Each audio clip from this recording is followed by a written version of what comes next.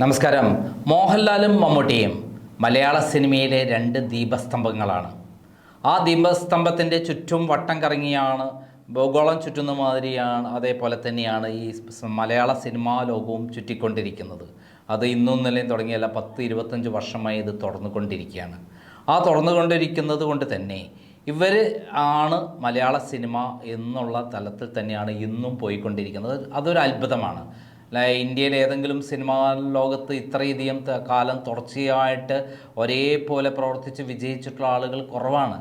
അവരുടെ പേരും പ്രശസ്തിയും ഓരോ ദിവസം കൂടുകയല്ലാതെ കുറഞ്ഞിട്ടില്ല. ഏതെങ്കിലും സമയത്ത് അവരുടെ സിനിമ പൊട്ടുന്നു എന്ന് കണ്ടാൽ അടുത്ത ദിവസം അവരുടെ സിനിമ വിജയിച്ചതായിട്ട് വരുന്ന അടുത്ത സിനിമ ഇറങ്ങും. അങ്ങനെയാണ് ഈ മമ്മൂട്ടിയുടെ തന്നെ ഈ അടുത്ത കാലത്തൊക്കെ വൻ വിജയം നേടിയ സിനിമ ഉണ്ടായിട്ടുണ്ട്. മോഹൻലാലിൻ്റെ പൊട്ടി എന്ന് പറയുന്ന സമയത്തേക്കും പുതിയൊരു സിനിമ വൻ ഹിറ്റായിട്ട് മാറുക. പിന്നെ അവരുടെ യുഗമാണ്, അവരുടെ കാലഘട്ടത്തിലൂടെ ഇങ്ങനെ പോയിക്കൊണ്ടിരിക്കും. അത് അതിനുശേഷമുള്ള തലമുറയിലുള്ള ധാരാളം ആളുകൾ വരികയുണ്ടായി. എന്നാൽ ഇവർ തന്നെയാണ് മലയാള സിനിമയെ എന്ന് യാതൊരു സംശയവുമില്ല. നമ്മൾ അവരെ അത്രമാത്രം ബഹുമാനിക്കുന്നുണ്ട്, സ്നേഹിക്കുന്നുണ്ട്. ഇപ്പോൾ വന്ന ഹേമ കമ്മീഷൻ റിപ്പോർട്ടിൻ്റെ ഏറ്റവും അധികം ശ്രദ്ധിക്കപ്പെടേണ്ട രണ്ട് പേരും ഇവരാണ്. കാരണം ഒരു ഭാഗത്ത് ഇവരുടെ പോസിറ്റീവ് വശം പറയുമ്പോൾ മറുഭാഗത്ത് നെഗറ്റീവ് വശവുമുണ്ട് എന്നുള്ളതാണ് സത്യം. ഇവരെ പറ്റി പൊതുവായിട്ടുള്ള കാര്യങ്ങൾ പറയുന്നത് എങ്ങനെയാണ് നമ്മൾ അറിയുന്നത്? മോഹൻലാൽ എല്ലാം തുറന്ന് പറയുന്ന ആളാണ്. എന്തും തുറന്ന് പറയും എന്നുള്ള ഒന്നും മനസ്സിൽ വെക്കില്ല. ഒരു ചെറിയ കുട്ടിയെപ്പോലെ അദ്ദേഹം എല്ലാവരോടും തുറന്ന് പറയും എന്തും. അത് സ്വകാര്യ ജീവിതത്തിലെ എല്ലാ കാര്യങ്ങളാണെങ്കിലും അദ്ദേഹം പറയും. മമ്മൂട്ടി അതൊന്നും പറയില്ല. അദ്ദേഹം രഹസ്യ സ്വഭാവങ്ങൾ കാത്തു സൂക്ഷിക്കുന്ന ആളാണ്. അദ്ദേഹത്തിൻ്റെ രഹസ്യ കാര്യങ്ങളെ വളരെ അതീവ രഹസ്യമായിട്ടാണ് നടത്തുക. ആ അതീവ രഹസ്യമായിട്ടുള്ള ആ രണ്ട് സ്വഭാവങ്ങൾ തമ്മിലുള്ള വ്യത്യാസമാണ്. ഇപ്പോൾ അതേപോലെ കഥാപാത്രങ്ങൾ എടുത്തു കഴിഞ്ഞാൽ പൗരുഷം കൂടുതലും മമ്മൂട്ടിക്കാണെന്ന് തോന്നും. പോലീസ് വേഷത്തിലും അഡ്വക്കേറ്റായിട്ടുള്ള വേഷത്തിലൊക്കെ മമ്മൂട്ടി കസറാറുണ്ട്, ഗുണ്ടയായിട്ടും കസറാറുണ്ട്. മോഹൻലാലോ എല്ലാ വേഷങ്ങളും ഒരേപോലെ കസറാറുണ്ട്. മോഹൻലാലിന് അത്ര ഡാൻസ് ചെയ്യാൻ മമ്മൂട്ടിക്ക് അറിയില്ല. അതേസമയത്ത് മോഹൻലാലോ ഡാൻസ് ചെയ്യും, പാട്ട് പാടും, എല്ലാത്തിലും മിടുക്കനാണ്. എന്തായാലും മോഹൻലാലിനെ സംബന്ധിച്ചിടത്തോളം മോഹൻലാലിൻ്റെ സിനിമയിൽ അഭിനയിച്ച ഏകദേശം എല്ലാവരുമായിട്ട് തന്നെ അദ്ദേഹം ബന്ധപ്പെട്ടിട്ടുണ്ട് എന്നുള്ള കാര്യം തന്നെ നമുക്ക് സ്ഥിരീകരിക്കാം. അദ്ദേഹത്തിന് എയ്ഡ്സ് ഉണ്ട് എന്ന് പറയുന്ന വലിയൊരു പ്രചരണം ഉണ്ടായിരുന്നു. അത് പ്രചരണം ഉണ്ടാവാൻ കാരണം വനിതാ മാഗസിൻ ഒരിക്കൽ അദ്ദേഹത്തെക്കുറിച്ചൊരു സ്റ്റോറി ചെയ്തു. ആ സ്റ്റോറി ചെയ്തപ്പോൾ അതിൽ പറഞ്ഞിരിക്കുന്നത് എന്താണെന്ന് അറിയാമോ? മോഹൻലാൽ തന്നെ മറുപടി, എനിക്ക് സ്ത്രീകളുമായിട്ട് ഭയങ്കര താല്പര്യമാണ്. അപ്പോൾ ആ താല്പര്യത്തെ ആസ്പദമാക്കി സിനിമയിലെ കുറിച്ച് ഏറ്റവും അധികം പഠിച്ച രാജശേഖരൻ എന്ന് പറയുന്ന സ്റ്റാർ ഡസ്റ്റിൻ്റെ സ്പെഷ്യൽ കറസ്പോണ്ടൻ്റ് അദ്ദേഹത്തോട് ചോദ്യം ചോദിച്ചു, നിങ്ങൾക്ക് എയ്ഡ്സ് ഉണ്ടെന്ന് പറയപ്പെടുന്നുണ്ടല്ലോ. അപ്പം അതെ, എയ്ഡ്സ് ഉണ്ടെന്ന് പറയപ്പെടുന്നുണ്ടെന്ന് പറഞ്ഞപ്പോൾ അത് പറഞ്ഞത് ശരിയായിരിക്കാം, ഇല്ല എന്ന് എനിക്ക് പറയാൻ പറ്റില്ല.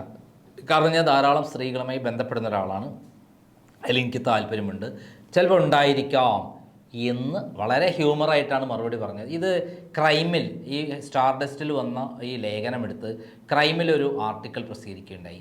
ക്രൈമിൽ ആ ആർട്ടിക്കിൾ പ്രസിദ്ധീകരിച്ച സമയത്ത് അതിൻ്റെ അകത്ത് ഹെഡിങ് കൊടുത്തത് എന്താണെന്ന് അറിയാമോ? മോഹൻലാലിന് എയ്ഡ്സ് ഉണ്ടോ എന്നുള്ളതായിരുന്നു. ചോദ്യചിഹ്നത്തിലാണ് കൊടുത്തത്. ഇത് കോപ്പികൾ അതിനകത്ത് വായിക്കുന്ന ആൾക്കാർക്കെല്ലാം മനസ്സിലാവും ഇത് ചോദ്യം ചോദിച്ചു, അദ്ദേഹം മറുപടി പറഞ്ഞു, അത് അവിടെ അവസാനിച്ചു. അതേപോലെ അദ്ദേഹത്തിന് സ്ത്രീകളുമായിട്ട് ഭയങ്കര ബന്ധമുണ്ടെന്നും അദ്ദേഹം അന്ന് 1000-ഓളം സ്ത്രീകളുമായിട്ട് കഴിഞ്ഞിരുന്നു എന്നൊക്കെ പറഞ്ഞിട്ടാണ്, 1000 എന്നല്ല, അന്ന് 1000-ഓളം സ്ത്രീകളുമായി അദ്ദേഹം 1998 കാര്യമായിട്ടാണ് പറയുന്നത്, ഒക്കെ അദ്ദേഹം ഉണ്ടാക്കിയിരുന്നു എന്നൊക്കെ പറയുന്നൊരു കാര്യമാണ്. ഞാൻ ഈ കാര്യം നമ്മുടെ ഷാജൻസ്കറിയ, ഞാൻ അദ്ദേഹത്തിൻ്റെ ഓഫീസിൽ ഒരു ദിവസം പോയപ്പോൾ എന്നെ ഇൻ്റർവ്യൂ ചെയ്തു. അദ്ദേഹം എടുത്ത ചോദ്യം എന്നോട് ഇതായിരുന്നു. അന്ന് ഞാൻ പറഞ്ഞ 1000 സ്ത്രീകൾ എന്നാണ്. ശരിക്കും 1000 എന്നല്ല, ഒരു 10-15,000-ഓളം സ്ത്രീകളിൽ മേധേ അദ്ദേഹം ഇതായിരുന്നു. അദ്ദേഹത്തിൻ്റെ പ്രത്യേകത എന്ന് പറഞ്ഞാൽ റെഗുലറായിട്ട് ഇത്തരം കാര്യങ്ങൾ അതീവ നിപുണനാണ് അദ്ദേഹം. അദ്ദേഹത്തിൻ്റെ ആരോഗ്യത്തിൻ്റെ രഹസ്യത്തിൻ്റെ കാര്യം പലരും പറയുന്നത് ഇതാണെന്നാണ് പറയുന്നത്. മമ്മൂട്ടിക്കാണെങ്കിൽ അദ്ദേഹം മനസ്സിൽ ചിന്തിച്ചെടുക്കുന്നത് പ്രായം കുറഞ്ഞ കുട്ടികൾ എന്നൊക്കെയാണ്. അതിൻ്റെ പേരിൽ അദ്ദേഹത്തിൻ്റെ വീട്ടിൽ വലിയ കലാപങ്ങളൊക്കെ ഉണ്ടായിട്ടുണ്ട്. ഈ അടുത്ത കാലത്ത് അദ്ദേഹത്തിൻ്റെ വീട്ടിൽ തെറ്റിയിട്ട് അദ്ദേഹം പുറത്തു പോവുകയും അദ്ദേഹം നിരത്തിൽ പോയിരിക്കുകയൊക്കെ ചെയ്തിട്ടുണ്ട്. ഇവിടെ മറൈൻ ഡ്രൈവിൽ പോയിരിക്കുകയൊക്കെ എന്ന സന്ദർഭങ്ങളൊക്കെ ഉണ്ടായിട്ടുണ്ട്. ഇതേപോലെ നമ്മുടെ ദുൽഖർ സൽമാൻ വീട്ടിൽ കലാപം ഉണ്ടാക്കി എന്നൊക്കെ പറയുന്ന വലിയ സംഭവങ്ങൾ പുറത്തു വന്നിട്ടുണ്ട്. ഇതൊക്കെ എൻ്റെ അടുത്ത് കിട്ടിയ വിവരങ്ങൾക്കനുസരിച്ച് ഞാൻ പറയുന്നതാണ്. കാരണം എനിക്ക് നേരിട്ട് അറിയുന്ന കുറേ കാര്യങ്ങളുണ്ട്, അല്ലാതെ കാര്യങ്ങളുണ്ട്. ഞാൻ ഇതിനോട് ബന്ധപ്പെട്ട ആളുകളെയൊക്കെ കാണും. ഇന്ന് ഞാൻ രാവിലെ തന്നെ എൻ്റെ ഒരു സിനിമാ സംവിധായകനെ കാണാൻ രാവിലെ പോയിരുന്നു. മടങ്ങിയ ആ സമയത്ത് പുറത്ത് ഒരു ഷട്ടർ താഴ്ത്തിയിട്ട സ്ഥലത്താണ് കാറ് നിർത്തിയിട്ടിരുന്നത്. അവിടെ കടകളും തുറക്കുന്നിരുന്നില്ല, രാവിലെ ആയതുകൊണ്ട് 7-7:30 മണിയായതുകൊണ്ട്. അദ്ദേഹത്തെ കണ്ട് മടങ്ങി വന്നപ്പോൾ ഒരു 5-8 പേർ അവിടെ ഇരിക്കുന്നുണ്ട്. അതിനുശേഷം ഞാൻ കാറിൽ കയറി, അവരെന്നോട് ഭയങ്കരമായിട്ട് വാച്ച് ചെയ്തുകൊണ്ടിരിക്കുന്നുണ്ട്. അതിനുശേഷം കാറിൽ കയറിയപ്പോൾ തന്നെ ഒരാൾ ഓടി വന്നു, എന്നിട്ട് ചില്ല് തുറക്കാൻ ഇങ്ങനെ പറഞ്ഞു. അപ്പോൾ ഞാൻ എന്ത് ചെയ്തു, ചില്ല് തുറന്നു. ഞാൻ എന്താണെന്ന് ചോദിച്ചപ്പോൾ അദ്ദേഹം എന്നോട് കൈകൂപ്പി പറയുക, സാറേ ഞങ്ങൾ സാറിൻ്റെ ഈ സിനിമ സംബന്ധമായ അമ്മയുടെ ഹേമ റിപ്പോർട്ട് സംബന്ധമായിട്ടുള്ള കാര്യങ്ങൾ കേട്ടുകൊണ്ടിരിക്കുകയാണ്, സാറല്ലാതെ ഇതുവരെ ഇങ്ങനെ തുറന്നു പറയുന്ന ആളെ കാണാൻ പ്രയാസമാണെന്നൊക്കെ പറഞ്ഞിട്ട് അവരെല്ലാവരും കൂടി സാധാരണക്കാർ എത്രമാത്രം ക്രൈമിൻ്റെ റിപ്പോർട്ടുകൾ വായിക്കുന്നു, ജനങ്ങളെ എത്ര സ്വാധീനിക്കുന്നു എന്നുള്ളതിൻ്റെ തെളിവാണ്. കാരണം ഞാൻ ഇതുവരെ കാണാത്ത ആളുകൾ ആണ് അവർ പറയുന്നത്. അതിൽ മോഹൻലാലിനെയും മമ്മൂട്ടിയെക്കുറിച്ചുള്ള കാര്യം അവരിങ്ങോട്ട് പറയുകയാണ്. അപ്പോൾ മോഹൻലാലും മമ്മൂട്ടി എന്തുകൊണ്ടാണ് ഈ ഹേമ കമ്മീഷൻ റിപ്പോർട്ട് പൂഴ്ത്തിവെക്കാൻ നിർബന്ധിച്ചു എന്നുള്ളതിനൊക്കെ തെളിവാണ്. അതിനെന്തുകൊണ്ടാണ് അവർക്ക് വഴങ്ങേണ്ടി വന്നു, എന്തുകൊണ്ടാണ് ബ്രിട്ടാസിനെയും അതേപോലെ ബെഹ്റയും ഒക്കെ അവർ പേടിച്ചത്, എന്തുകൊണ്ടാണ് അവർക്ക് ബെഹ്റയ്ക്ക് ആവശ്യമുള്ള സംഭവങ്ങൾ കൊടുത്തത്. അതായത് അയാൾ സ്ത്രീ ലംബടനാണ്, അദ്ദേഹത്തിന് റോസിൽ നിന്ന് കിട്ടുന്ന ഹണിയെ തന്നെ കൊടുത്ത് ഹണി കുടിച്ചിട്ടുള്ള ഒരാളാണ് ഈ ബെഹ്റ. എന്നിട്ടാണ് എഴുതിയത് യാതൊരു ക്രിമിനൽ കുറ്റങ്ങളും ഈ ഹേമ കമ്മീഷൻ റിപ്പോർട്ട് പ്രകാരം വരില്ല എന്ന് പറഞ്ഞത്. ഇത് രണ്ടുപേരെയും ബാധിക്കുന്ന പ്രശ്നമാണ്. കാരണം ഇവർ നശിപ്പിച്ചിട്ടുള്ള ധാരാളം പെൺകുട്ടികളാണ്. നശിപ്പിക്കാന്ന് പറഞ്ഞാൽ ഏതെങ്കിലും പെൺകുട്ടി ഇഷ്ടമില്ലാതെ വരെ എന്തെങ്കിലും കാര്യങ്ങൾ ചെയ്തു എന്ന് എൻ്റെ അറിവിലില്ല. അനുമതിയോട് കൂടിയിട്ടൊക്കെയാണ് പലരും ചെയ്തത്. രഞ്ജിനെ പറഞ്ഞിട്ടുണ്ട്, എനിക്ക് സഹിക്കവയ്യാതെയാണ് ഞാൻ പോയിട്ടുള്ളത്. ഏത് ചിത്രം സിനിമയിലൂടെ ഹിറ്റായ രഞ്ജിനി. ഞാൻ നേരത്തെ പറഞ്ഞിരുന്നു ലിസി. മോഹൻലാലിൻ്റെ വേറെ പ്രത്യേകത, ഒറ്റയ്ക്കല്ല കൂട്ടായും ഉള്ള കാര്യങ്ങൾ നടക്കും. കാരണം ഒറ്റയ്ക്കല്ല കൂട്ടായി. ഞാൻ മുമ്പ് ലിസിയുടെ കാര്യം പറഞ്ഞു, അന്ന് ലിസി വായെ കൊണ്ട് സമർപ്പിച്ചത് അവരുടെ അമ്മയാണ്. നടി ഫിലോമിന തന്നെയാണ് പറഞ്ഞത്. മോഹൻലാലും അതേപോലെ പ്രിയദർശനും പിന്നെ കൂടാതെ നമ്മളെ MG ശ്രീകുമാറും അതോടൊപ്പം മണിയംപിള്ള രാജുവും കൂടിയാണ് ആദ്യം ലിസിയെ കൊണ്ടുവന്നപ്പോൾ ഒരുമിച്ച് അവർ പങ്കിട്ടതെന്നുള്ള ഒരു കാര്യം എന്നോട് പറഞ്ഞത്. അതായത് ഇത്തരത്തിലുള്ള പങ്കിടലിലൊന്നും മോഹൻലാലിനൊരു മടിയില്ല.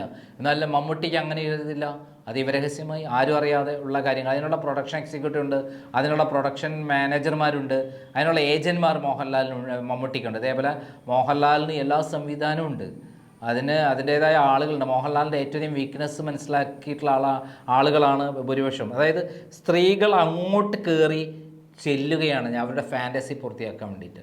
സിനിമയിലേക്ക് വരുമ്പോൾ മോഹൻലാലിൻ്റെ അതുവഴി വഴിക്കൊക്കെ പോയിട്ടുണ്ടായിരിക്കാം. അതിലുപരി സുന്ദരിയായ പെൺകുട്ടികൾ, സുന്ദരിയായ സ്ത്രീകൾ, എന്തിന് ഏജ്ഡായ സ്ത്രീകൾ പോലും മോഹൻലാലിനെ തേടി വരുന്നു എന്നുള്ളതാണ് സത്യം. ഈ സത്യങ്ങൾ നമുക്ക് കാണാതിരിക്കാൻ പറ്റില്ല. ആരെങ്കിലും സ്ത്രീകൾ പുരുഷന്മാർ മോഹൻലാൽ അങ്ങോട്ട് കയറി ആരെയും ഉപദ്രവിക്കുന്നതിനുപരി ഇങ്ങോട്ട് വന്നാൽ, എന്നാൽ മോഹൻലാലിന് കിട്ടാത്ത ചില ആളുകളെ, ചില നടികളെ സിനിമയിൽ നിന്ന് കട്ട് ചെയ്തിട്ടുണ്ട്, മമ്മൂട്ടി കട്ട് ചെയ്തിട്ടുണ്ട്, അവരെ സിനിമയിൽ നിന്ന് മൊത്തം നശിപ്പിച്ചിട്ടുണ്ട് എന്നുള്ള കാര്യവും നമുക്കറിയാം. അതിലുപരിയുള്ള മോഹൻലാലിൻ്റെ ഒരു ഏറ്റവും രസകരമായ ചില കാര്യങ്ങളുണ്ട്. മോഹൻലാലിൻ്റെ കുട്ടിയെ പ്രസവിക്കാൻ വേണ്ടി പോയ ഒരു സിനിമാ നടിയുടെ കാര്യം ഞാൻ അടുത്ത എപ്പിസോഡിൽ പറയാം. വളരെ രസകരമാണ്. എന്നിട്ട് ഗർഭിണിയായി, എന്നോട് അവസാനം എങ്ങനെയൊക്കെയാണ് അവർ ഗർഭചിത്രം നടത്തിയത് എന്നുള്ള കാര്യങ്ങളൊക്കെ പറയാം. ഇവിടെ ചില പ്രധാനപ്പെട്ട ഹോസ്പിറ്റലുണ്ട്, ആ ഡോക്ടർമാർ ഇവർക്ക് സ്പെഷ്യലൈസ്ഡ് ഇതാണ്. കാരണം സിനിമാ രംഗത്തുള്ള ആൾക്കാരുടെ ഇത് ഒഴിവാക്കുന്ന സ്പെഷ്യലൈസ്ഡ് ഡോക്ടർമാർ അവരെടുത്ത് എത്തിച്ചു കൊടുത്താൽ ആരും അറിയാതെ സംഭവം നടത്തും. പക്ഷേ ആ ഡോക്ടർമാർക്കും ഈ പെൺകുട്ടികൾ, അതായത് സിനിമാ നടികളെ പങ്കുവെക്കും എന്നുള്ള കഥകളും നമുക്കറിയാം. നമുക്കതിനെക്കുറിച്ചൊക്കെ വളരെ വിശദമായിട്ട് രസകരമായിട്ട് പറയാം. കാരണം നമ്മൾ ഹേമ കമ്മീഷൻ റിപ്പോർട്ട് ഇപ്പോൾ ഹൈക്കോടതി പുറത്തുവിടാൻ ഹൈക്കോടതി കോൾ ഫോർ ചെയ്തിരിക്കുകയാണ്.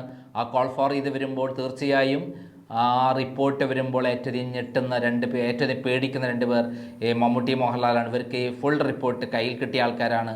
അതുകൊണ്ട് തന്നെ അവർ വല്ലാതെ പേടിക്കുന്നുണ്ട്. അതുകൊണ്ടാണ് ഈ 4.5 കൊല്ലമായിട്ട് ഈ കമ്മീഷൻ റിപ്പോർട്ട് പൂഴ്ത്തിവെച്ചത് എന്നുള്ള കാര്യത്തിൽ യാതൊരു സംശയമില്ല. നന്ദി, നമസ്കാരം.